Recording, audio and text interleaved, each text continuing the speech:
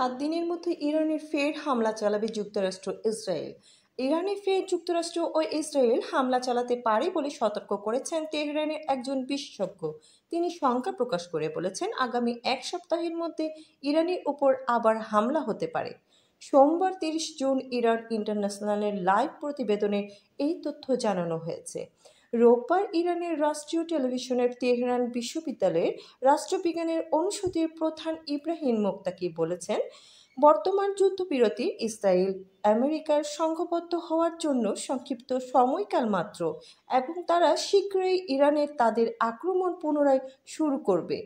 সাক্ষাৎকারে মোক্তারি আরও বলেন, প্রাপ্ত প্রমাণ ইঙ্গিত দেয় যে মার্কিন সহায়তায় ইসরায়েল সর্বোচ্চ এক সপ্তাহের মধ্যে ইরানের বিরুদ্ধে তাদের আকস্মিক ও ধ্বংসাত্মক সামরিক অভিযান পুনরায় শুরু করবে।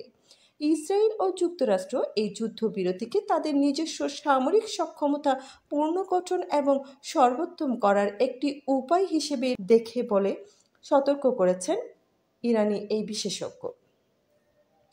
মোক্তাকি ইরানের কর্মকর্তাদের এই যুদ্ধবিরতির গুরুত্বভাবে না নেওয়ার আহ্বান জানিয়েছেন। তিনি বলেছেন, ইরানি কর্মকর্তারা এবার হামলার লক্ষ্যবস্তু হবেন।